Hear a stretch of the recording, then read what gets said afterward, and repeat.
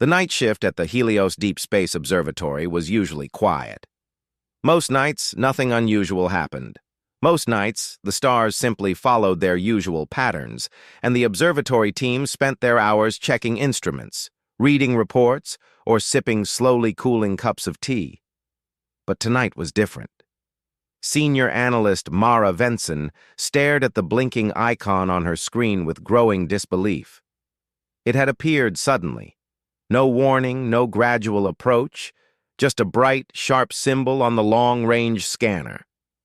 An object had emerged from a calm region near the star Arian 6, a region famous for being empty, quiet, and predictable. Nothing ever came out of it. Nothing was supposed to. Yet something had just appeared there. Commander Rowe?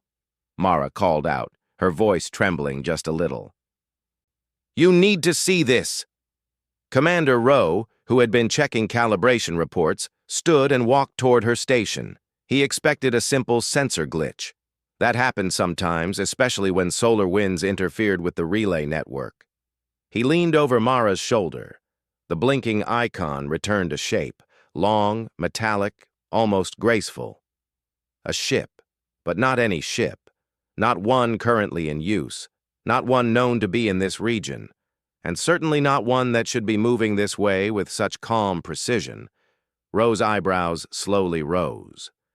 Run a profile match. Mara was already doing it.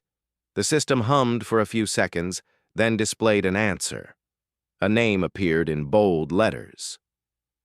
Star Voyager. Human Deep Space Exploration Vessel. Launched 112 years ago. Status, lost. Mara covered her mouth with her hand. This can't be real. Rowe felt his heartbeat slow as he read the name again and again. The Star Voyager was one of humanity's earliest deep space ventures. It had carried a crew of 30 scientists and explorers into the unknown. A century ago, it had vanished without sending a distress signal, fight recording, or farewell message. Humanity honored it as a symbol of courage, but classified it as lost forever. Yet here it was, alive on their screen, heading toward the Arian system as if returning from a routine mission. Rowe tapped the console. What's the condition of the ship? Mara's fingers flew across the controls. Detecting minor power signatures. Hull appears intact. No structural damage, no leaks, no external burns. Rowe frowned. Intact? After 100 years? Yes, completely intact. Almost new. A nervous silence filled the room. Only the soft hum of equipment broke it. Rowe straightened and activated the observatory-wide channel. Attention, all personnel. Prepare full analysis. This is not a drill. The news spreads. Within minutes, the discovery reached the Arian Defense Command, then the wider unified human network.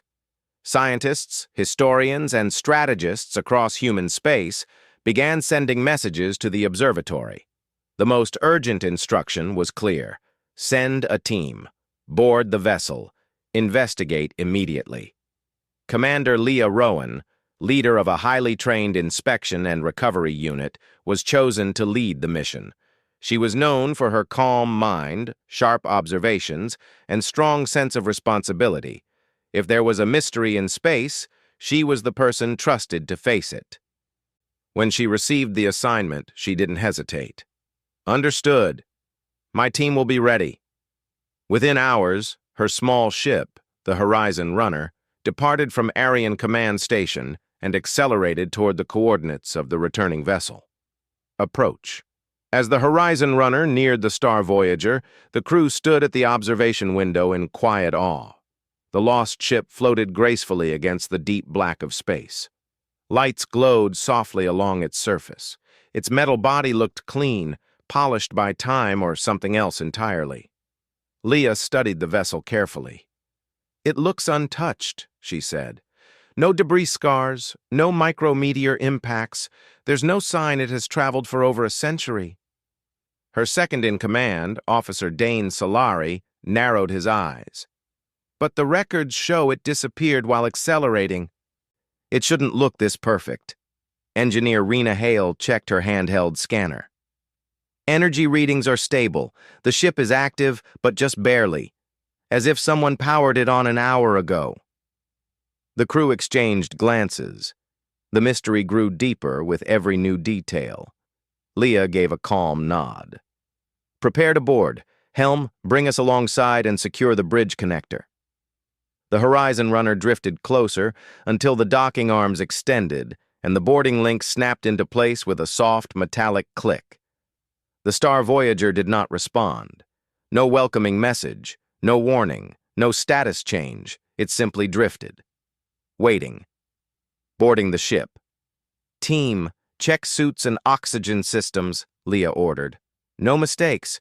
We proceed with caution. The team confirmed their gear and approached the airlock.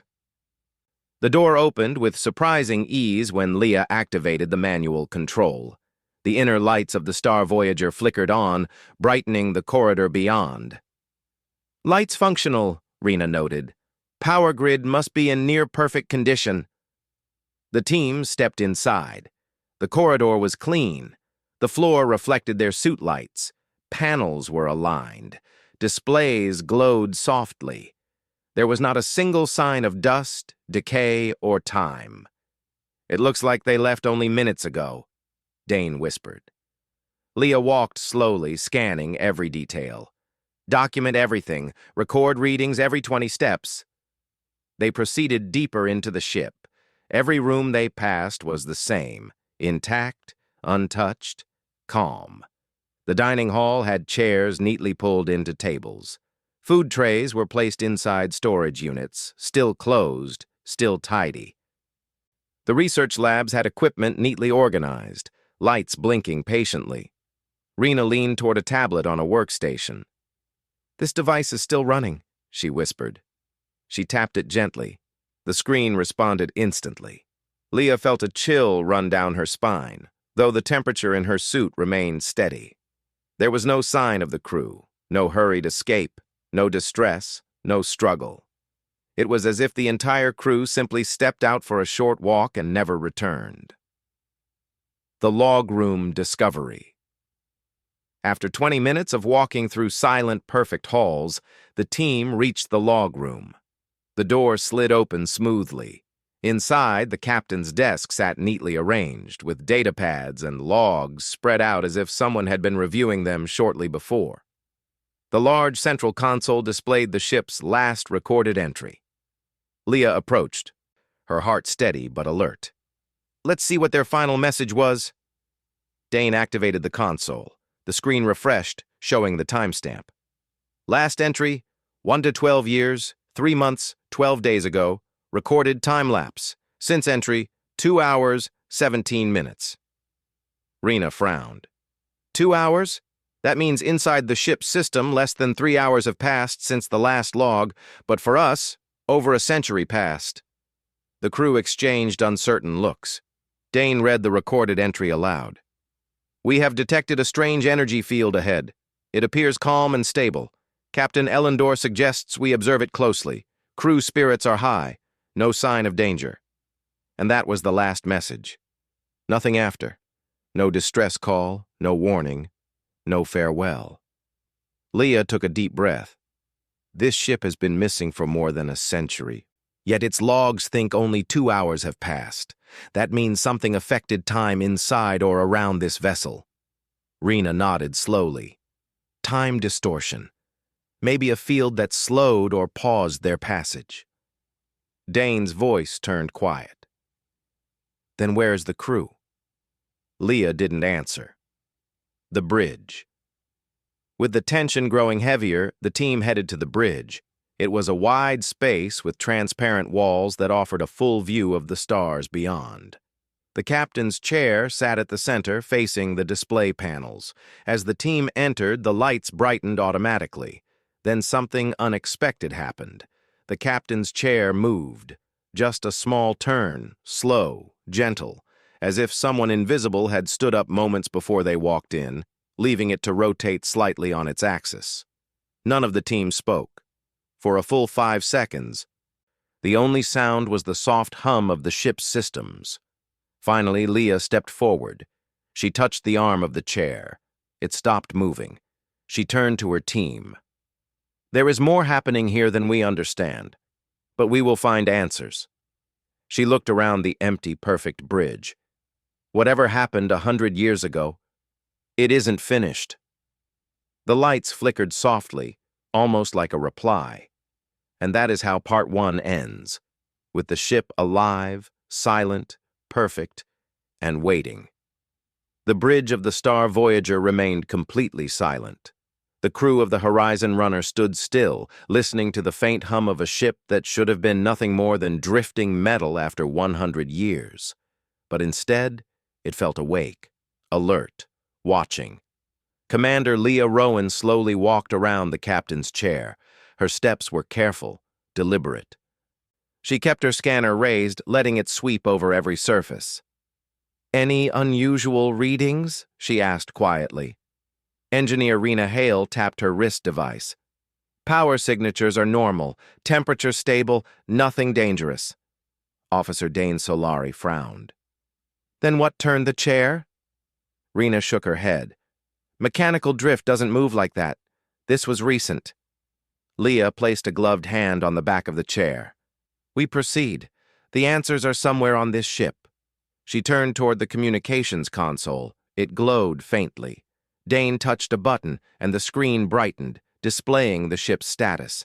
Everything showed green, all systems ready, all functions active. A ship lost for a century, yet functioning like it had never left port. Dane looked at Leah. "Commander, this isn't possible." "Systems can't maintain perfect condition for 100 years without maintenance." Leah nodded slowly. "Unless time didn't pass for the ship." Her words entered the room like a soft echo. The idea was unsettling, but also the only one that made sense. "Searching for the crew." "Let's check the rest of the ship," Leah said. "We need to find any trace of the crew." They left the bridge and moved deeper into the vessel. Every hallway felt the same, clean, smooth, almost serene. The air smelled faintly metallic but not stale. The ship's life support was clearly working, humming in a steady rhythm. Dane paused at one door. "This is the crew quarters." Leah nodded. "Open it." The door slid aside with a whisper. Inside, small rooms lined both sides of the narrow hall. Beds were neatly made. Personal belongings were still arranged carefully. Old data pads, books, small decorations. All untouched. Rena entered one room and picked up a small notebook lying on a desk. The pages were filled with neat handwriting. "It's a crew diary," she said. "The last entry says they were preparing for a quiet evening after scanning the energy field." Leah stepped closer. "Date?" Rena answered. "The same day as the final ship log." Dane checked the bed. "No one left in a hurry. They didn't think anything was wrong." The team continued through several quarters. It was the same everywhere. The crew had lived here, worked here, rested here. And then suddenly everything stopped. Leah spoke quietly. "We need the medical bay next. If something happened to the crew, we might find clues there." The medical bay. The doors to the medical bay opened with another soft slide. Bright white lights illuminated the room. Equipment was neatly organized, beds clean and empty. Rena walked to the central station and activated the medical logs. She read aloud. "Last scan recorded was of Captain Elandor. Results were normal. No stress, no illness." Dane checked the storage cabinets. "No emergency treatments missing. No signs of panic." Leah slowly touched the edges of one bed. "It's like the entire crew vanished at the same time. No signs of conflict or danger." Her words echoed through the bay. Rena turned back to the logs. "Commander, there's something else." Leah joined her. "What is it?" Rena pointed to a file. "The ship's AI recorded multiple requests for access to something called the Central Chamber. A restricted area. Only the captain had clearance." Dane raised an eyebrow. "Central Chamber? I don't remember that from the Star Voyager's original design. Leah nodded. It wasn't in the public blueprint. Rena continued. According to the logs, the AI denied access because the chamber requires both captain and first officer authentication. Meaning, Dane said, they were trying to open it before the disappearance. Leah's voice tightened. We find that chamber. Strange readings. As they left the medical bay, Rena's scanner beeped loudly. Commander, she said, I'm detecting unusual energy signatures coming from the rear of the ship. They're faint but unusual, like time distortion waves. Dane paused. Time distortion? That would explain the log saying only 2 hours have passed. Leah frowned. Show us the location. Rena projected a small map from her device. A faint blue glow pulsed at the ship's center, right near the restricted central chamber. Leah felt a chill. We need to reach that chamber immediately. The central corridor. They followed the map down a long central corridor. The lights here glowed a slightly different shade, cooler, softer, almost blue. As they walked, the air seemed heavier. Not dangerous, but different. Dane whispered, Feels like the ship is holding its breath. Rena tried to offer a small smile. Ships don't breathe. Maybe this one does, Dane muttered. The group stopped at a large metal door. It was far thicker than any other door on the ship. Above it, glowing letters read, Authorized access only central chamber. Leah stepped forward. This is it. She placed her hand on the scanner. The device blinked red. Authorization required. Captain Elendor Dane crossed his arms. We don't have his access, Rena frowned. But the logs say the AI was active recently. Maybe it still is. Leah tapped her wrist comm. Star Voyager AI, this is Commander Leah Rowan of the Horizon Runner. We request access to the central chamber. For a moment, there was only silence. Then a voice filled the corridor, calm, balanced, and almost warm. Access request received. Verification required. Dane stiffened. AI is active. Leah spoke clearly. Verify identity, Leah Rowan. Commander-level clearance from the Unified Human Network. A soft pause. Identified. External clearance accepted. Captain Elendor's clearance is not detected. Secondary protocol required. Leah exchanged a glance with her team. And what is the secondary protocol? Present logical justification for entry. Rena blinked. It wants us to explain ourselves? Leah took a breath. AI, the Star Voyager disappeared 112 years ago. We are here to determine the fate of the crew. We believe the answers lie inside the central chamber. Another short pause. Justification accepted. Opening chamber. Machines clicked. The thick door slid open slowly, revealing darkness inside. A soft blue glow appeared in the center of the chamber. The team stepped forward. Inside the central chamber.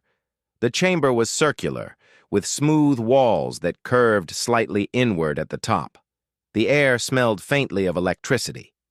A round platform stood in the center, surrounded by thin metal rails. Floating above the platform was a sphere. It hovered in mid-air, glowing a gentle blue, pulsing slowly like a heartbeat. Rena stared in awe. This wasn't in the Star Voyager's equipment list, Dane whispered. What is that? Leah stepped closer, scanning it. Energy readings are stable but unusual. This might be the source of the time distortion. Rena walked around the sphere. Commander, look. She pointed at the platform. A pattern of marks spiraled outward, smooth, clean, and strangely beautiful. Dane frowned. Those markings, they're not human.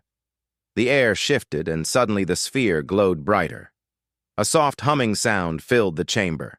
Leah raised a hand. Everyone step back. The humming deepened, and the sphere projected an image into the air. A bright field of light, floating shapes, patterns moving like gentle waves.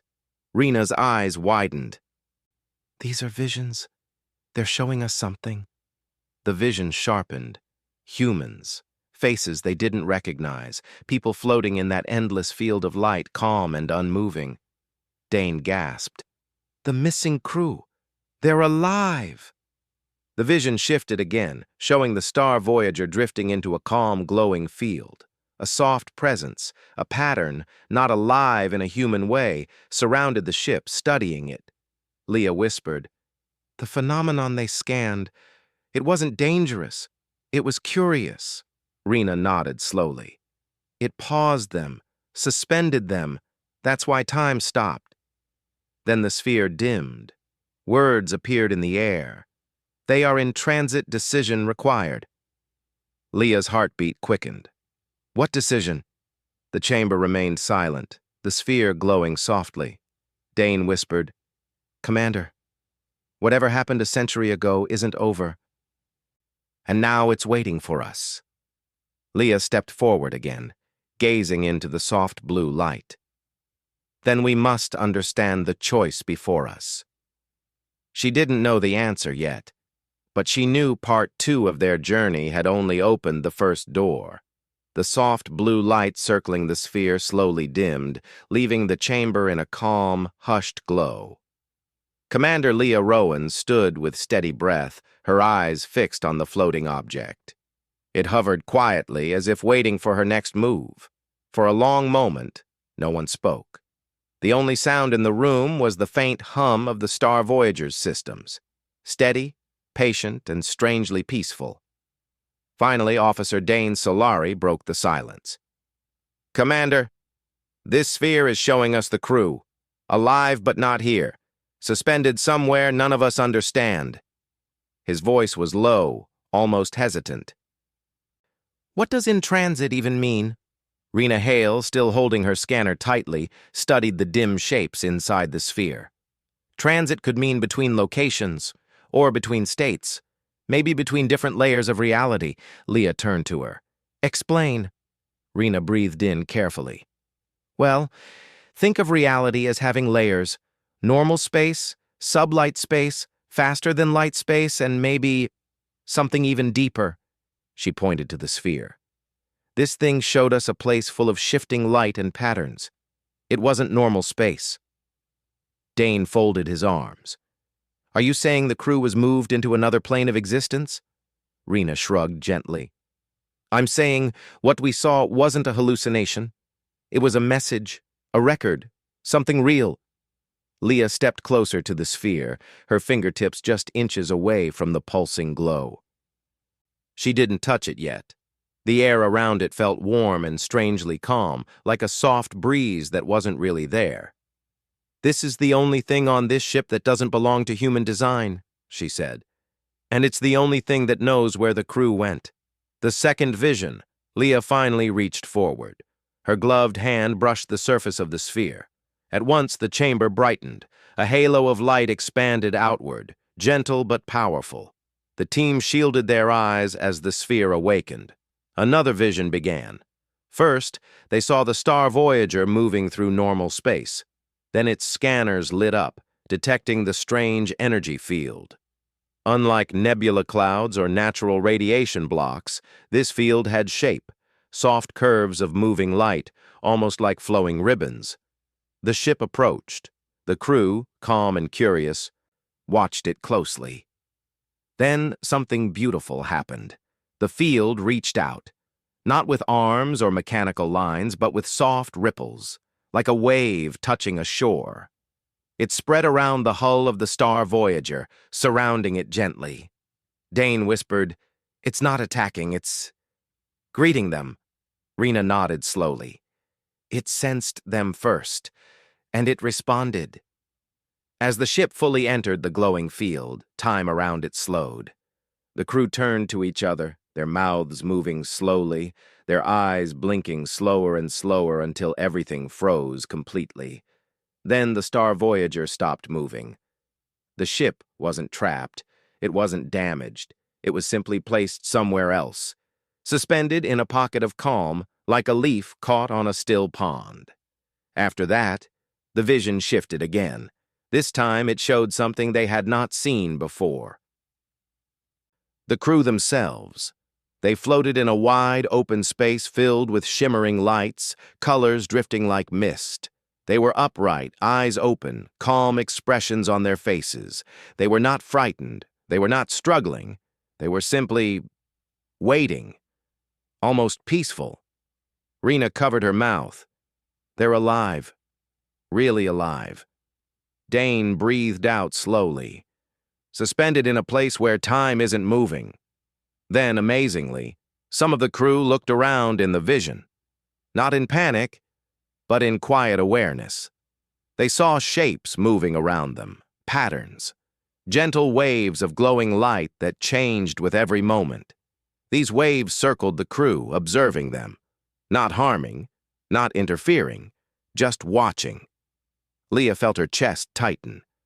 It wasn't a threat. It wanted to understand them. The sphere's light pulsed gently in agreement. The connection. The vision faded, leaving only a faint glow. Leah steadied herself. This phenomenon, whatever it is, it paused the ship inside a different layer of reality. Rena nodded, like a child gently holding something new and interesting. Dane added, it paused time around them to study them, but it left the ship intact.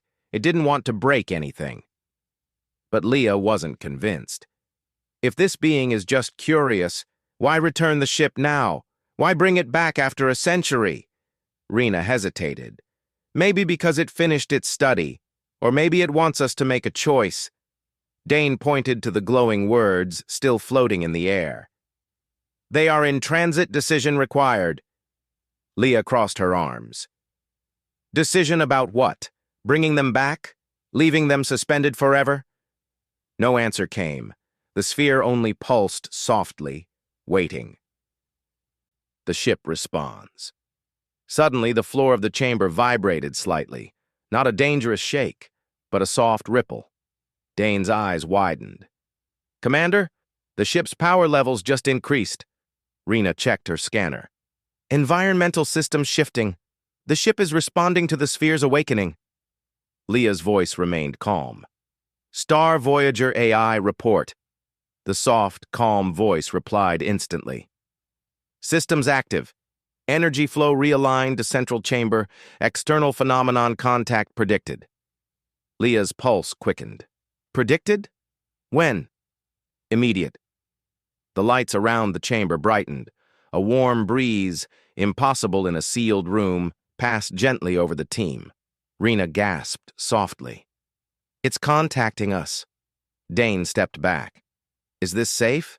Leah held up her hand. Stay calm. It hasn't harmed anyone. It's been gentle so far. The sphere pulsed again. A soft glow spread across the chamber, rising up the walls and gathering at the ceiling. Slow patterns formed, ribbons of blue, gold, and silver moving in calm waves. Then the patterns gathered into a shape, not a person, not an object, but a presence. A soft outline made of shifting light hovered above them. It had no face, no limbs, no clear form, but it felt aware, it felt curious, it felt alive. Dane whispered, It's beautiful. Rena nodded, tears in her eyes. It feels like kindness. Leah felt the presence turning toward her, even though it had no eyes. It was observing her thoughts, her calm stance, her leadership. Then images filled the air. Not visions like before. These were messages, soft emotions, gentle invitations, a question, not in words, but in feeling. Will you choose? Leah steadied herself. Choose what? The presence sent another wave of calm. It showed the crew again, still suspended, peaceful. Then it showed the star Voyager, returned to normal space. And lastly, it showed Earth. Millions of humans unaware of what waited beyond their understanding. Rena interpreted softly, It wants to know if we're ready to bring the crew back, and to accept everything they learned. Dane looked down. If we choose wrong... The presence dimmed slightly, as if waiting. A difficult choice. Leah turned to her team. We need to understand the stakes. We can't decide blindly. Rena thought for a moment. If we bring the crew back, they'll return with memories of another plane, knowledge humanity has never seen. Dane added, that knowledge could help us, or overwhelm us. And if we don't bring them back? Leah asked quietly. Rena answered softly. They stay suspended forever, safe but silent. Leah looked at the sphere again. The phenomenon wants to understand humans. It paused them, studied them, and now asks us to finish the story. Her hands tightened into a slow fist. We can't just guess. She stepped closer to the presence. Show me more. The presence brightened, ready to answer. This was not the final decision. This was the beginning. Part 3 ended not with fear, but with connection, and the soft understanding that humanity had been invited into something far greater than it had ever known. The research team stood in complete silence as the inner doors of Aurora 7 slid open with a smooth metallic sigh. The sound echoed down the long, dim corridor like a slow whisper. It felt as if the ship itself was finally reacting to their presence, as if it had been waiting for a century just to welcome them inside. Captain Rayon stepped forward with slow, careful steps. He kept his torch steady and his voice calm as he said, Stay close. No one moves alone. Dr. Mira walked beside him while reviewing the readings on her handheld scanner. The energy levels are rising again, she said. Not too fast, but the ship is activating itself. Behind them, Lena, Jiro, and Professor Hale followed quietly. Each of them felt the same strange mix of excitement and fear. A lost ship returning after a century was already a mystery. But a lost ship that came back fully intact and now waking itself up was something far beyond ordinary understanding. The hallway lights flickered, then glowed brighter. Pale blue panels along the walls slowly lit up, one by one, as if greeting them personally. It's almost as if the ship can sense us, Jiro whispered. It can, Mira replied softly. At least, the systems are reacting to our movement. Think of it like automated hospitality. But the tone of her voice showed she did not fully believe that. Something deeper was happening, something the ship had not yet revealed. A room. Frozen in time. The team reached the first open doorway on the left. Rayan looked inside carefully, then motioned for everyone to follow. It was a crew common room, but it looked exactly as it must have looked on the day the ship disappeared. Chairs were neatly arranged. A deck of cards lay scattered on a table, mid-game. A coat hung on the back of a chair, untouched. Even a cup sat on a counter, as if someone had placed it there only minutes earlier. There was not a single sign of decay, not dust, not rust, not age. Lena touched the cup gently with her gloved hand. It feels warm, she whispered, surprised. Mira checked it with her scanner. No heat source is active, still the material temperature is higher than the room temperature. This is impossible. Maybe someone was here, Jiro said, but his own voice did not sound convinced. No one has been here for a century, Ryan reminded him. Then how is everything so fresh? Professor Hale asked, stepping further inside. He looked around like a historian discovering a lost kingdom.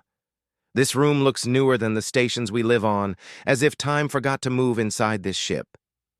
Everyone felt a soft chill at his words. Time forgot to move. Was that what happened to Aurora 7? The ship speaks.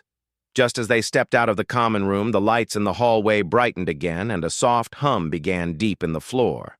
Rayon froze. Did anyone activate anything? No, Mira replied immediately. Nothing manually. Then a gentle, emotionless voice filled the hallway. Welcome back. Crew. The team instinctively stepped back. The voice was calm, polite, and completely artificial, but it held a strange tone, almost like a ship trying to sound warm. Lena's heartbeat raced. Who is that? Ship AI? Jiro guessed.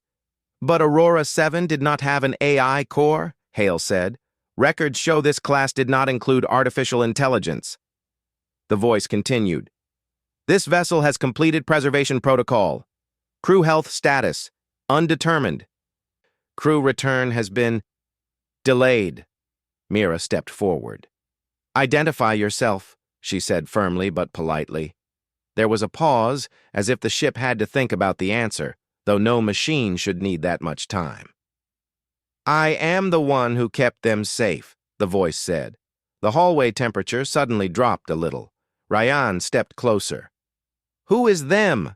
He asked. Another long pause. The original crew. Everyone held their breath. But there is no one here, Hale said softly. Incorrect, the ship replied. They remain aboard. The cold truth. The corridor lights shifted to a soft green, and a new path illuminated itself ahead of them. The preservation chamber is this way, the ship said. Ryan exchanged a tense glance with Mira. Without speaking, they both understood. They had to follow.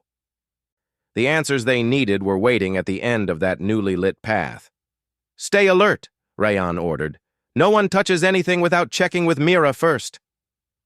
They made their way down the glowing corridor. The floor beneath their boots felt warm now, as if energy was flowing through the ship's veins again. Jiro whispered, What if the original crew is alive? Lena swallowed hard. After 100 years, that's not possible, right? Professor Hale simply walked silently. His eyes stayed fixed ahead. He had studied many mysteries, but never one like this.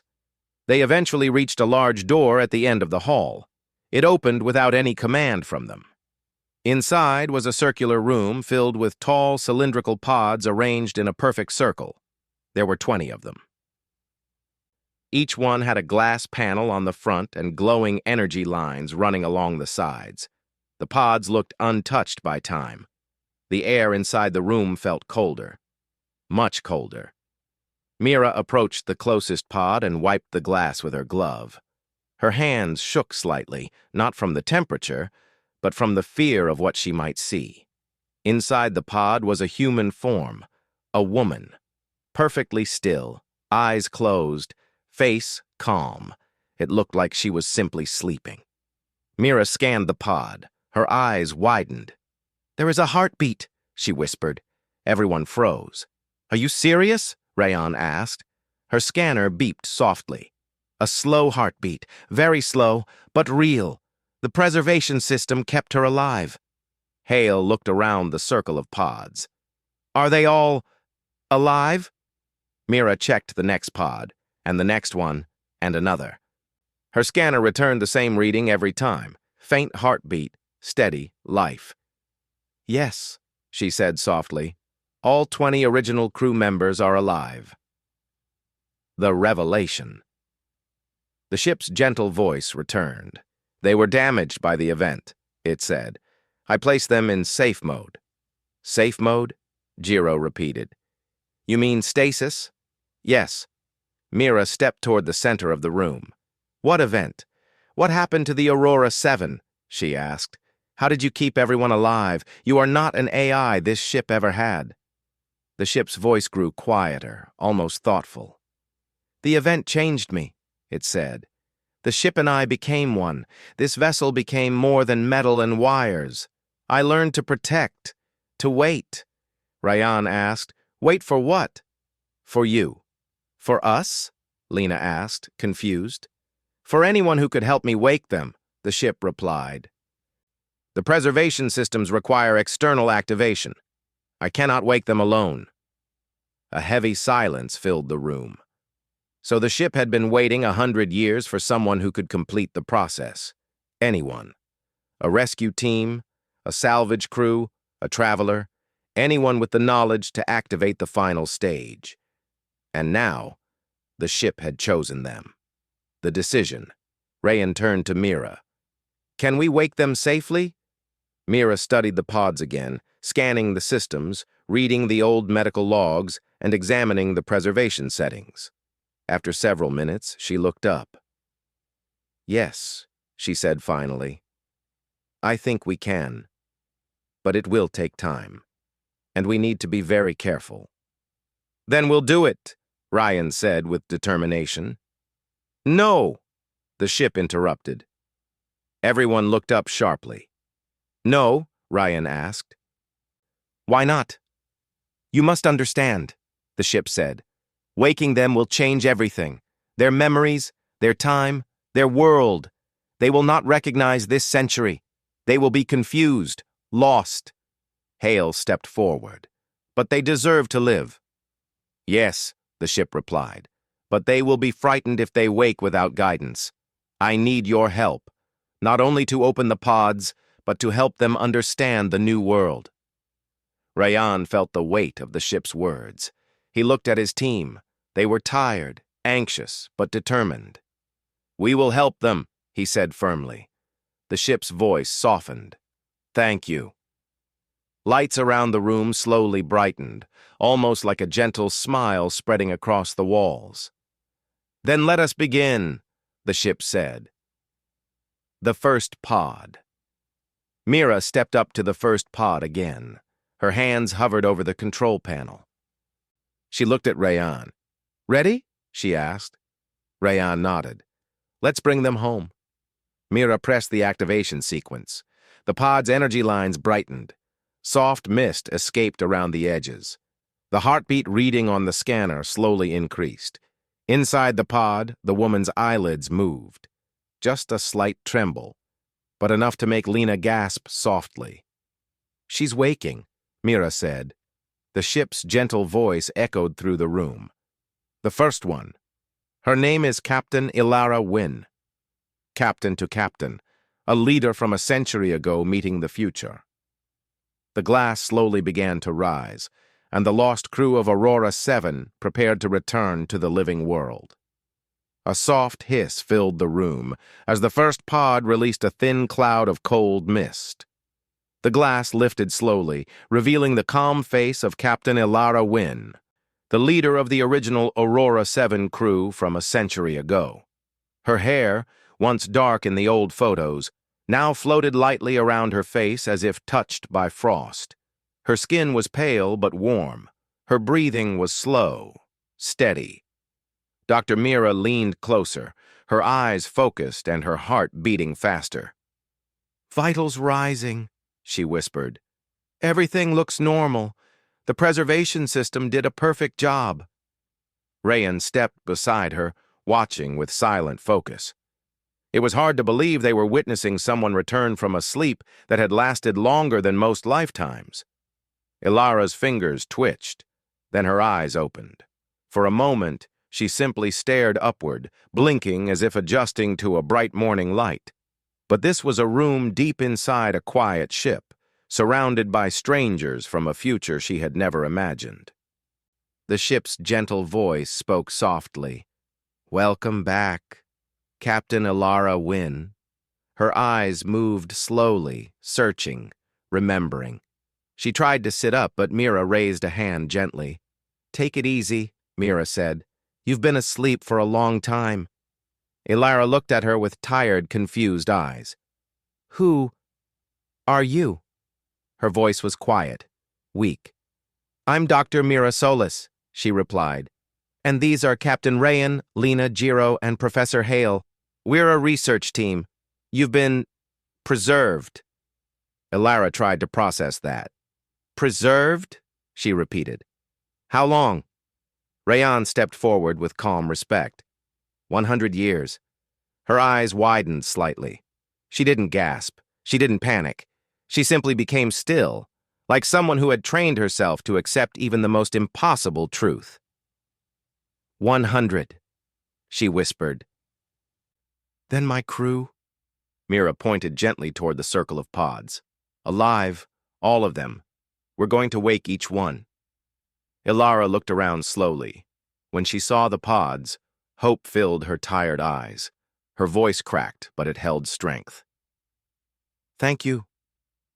The second awakening. The next pod hummed as warm energy traveled along its sides. This time, the room felt slightly different, warmer, more alive. Ilara stayed nearby, leaning lightly on a support bar. She insisted on staying awake to welcome her people. Jiro worked at the control panel while Mira monitored the pod's life signs. "Everything's stable," she said. "Ready for activation." Ryan nodded. "Begin." The glass rose, revealing a tall man with strong features. His chest rose and fell slowly, like someone in a gentle sleep. Ilara whispered, "Commander Dinar." As the pod mist cleared, his eyes opened. He looked around in confusion, then saw Ilara and froze. "Captain? This is not the crew bay." "You're safe," Ilara said, her voice firm but soft. "We lost track of time, but we're alive." Aris looked at the strangers standing around the room. "Where are we? Who are they?" Before Ilara could answer, the ship spoke again. "These people helped you return. They answered the call." Aris slowly nodded, still confused but calm. He was clearly someone used to adapting quickly. "We have more to wake," Ilara said, "and we will do it together." Waking the circle. One by one, the pods opened. Some crew members woke calmly. Some woke with mild confusion. Some needed a moment to accept Mira's gentle explanation, but none panicked. It was clear the original crew had been trained for emergencies far stranger than what ordinary people faced. 20 lives returned from a century of silence. 20 faces looked around in wonder. 20 voices whispered disbelief, gratitude, and shock. Professor Hale watched with deep emotion. "This is the greatest recovery in human history," he murmured. 20 people carried across a century, saved by their own ship. Lena looked at the crew with amazement. "They look like they only slept a night." Mira nodded. "The preservation system was perfect. Almost too perfect." Aris heard that. "What do you mean?" Mira hesitated. "I mean, the system used techniques we don't have today." "Not exactly.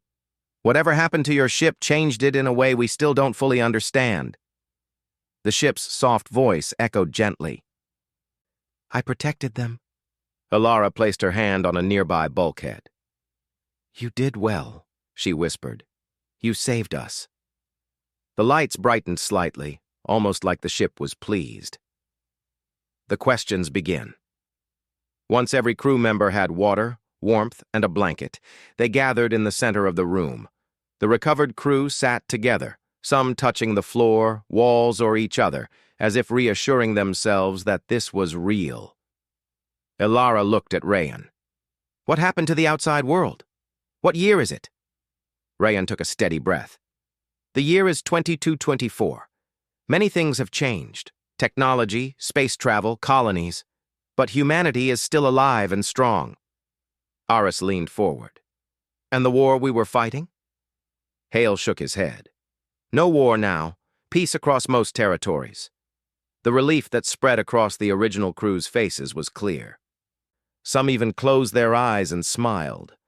Ilara looked back at Mira. "You said the ship changed. What changed it?" Mira looked at the ship walls, then at the glowing panels. "Something in the event you faced. Something outside normal physics. Your logs ended with an energy storm. After that, everything is blank."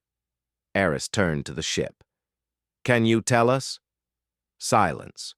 The ship's lights dimmed for a moment, as if thinking. "I protected you," the ship said. "But the event damaged many memories. I only remember the mission, the danger, and my promise to keep you alive." Hale wrote notes quickly. "This is remarkable. The ship evolved. It adapted. Almost like it became alive," Lena finished. Aris and Ilara exchanged a glance. That idea didn't scare them. It only deepened the mystery. The ship's final request. After all 20 crew members were fully awake and stabilized, Rayan approached Ilara. "We need to take everyone back to our station for medical checks," he said. "Your people need time to adjust." Ilara nodded. "We understand, but what about the ship?" Before Rayan could answer, the ship spoke again. "I must rest." Everyone turned to the ceiling speakers. "What do you mean?" Mira asked. "My systems have been active for 100 years," the ship said. "I remained awake to preserve them. But now, I am tired." This time, the voice sounded almost human, almost sad. Ilara walked toward a wall panel and placed her hand on it. "You did more than any ship was ever designed to do." "I fulfilled my purpose," it replied softly. "Now, I ask for yours." Rayan stepped forward. "What do you need?" The lights dimmed to a warm, peaceful glow. "I want to sleep," the ship said. "Not shut down, not destroyed. Just rest. Keep me safe. Let time move again." Mira exchanged a glance with Rayan. "We can tow you to a secure facility," she said. "You'll be protected." "Yes," the ship said. "Let me dream." The crew, both new and old, stood in respectful silence. This ship had waited a century, kept 20 people alive, protected memories, guarded hope. Now it simply wanted peace. The farewell moment. The team escorted the newly awakened crew out of the preservation room. Many of them looked back at the ship walls with soft fondness, almost like saying goodbye to an old friend. Ilara stopped at the doorway and whispered, "Thank you. We owe you everything." A gentle vibration ran through the floor, like a quiet nod. Then the lights dimmed just a little more, not dark, not silent, just resting. Rayan turned to Ilara. "We'll bring you all home." Ilara looked at her crew. "After 100 years, we finally go home. Back to the light." When the team stepped out of the ship and back onto their shuttle, the stars outside felt brighter, the galaxy felt bigger, and their hearts felt heavier, but in a hopeful way. Lena whispered, "I still can't believe it. A ship waited 100 years just to save them." Hale smiled gently. "Some stories survive time, and some ships carry stories." Jiro turned to the window. "What will happen to them now?" Mira answered softly, "They'll get a second life." Rayan placed his hand on the console. "And the ship? It'll finally get rest." Ilara, sitting quietly with her crew, looked out at the Aurora 7, still beautiful, still bright, still watching over them. "Good night," she whispered. Epilogue: A New Beginning. Weeks later, the Aurora 7 was placed in a protected orbital museum where it rested safely. Visitors came from across the system to see the ship that survived a century, but no one disturbed it. No one touched its systems. It slept peacefully. The recovered crew slowly learned about the new world. They adapted, learned, and found their place. Some joined research teams. Some wrote records about the past. Some chose quiet lives. And Captain Ilara Wynn visited the Aurora 7 every week. She would place her hand on the ship's hull and whisper, "We're safe. You did well. Sleep." And the ship remained silent, resting, dreaming, remembering. A guardian that kept its promise across 100 silent years.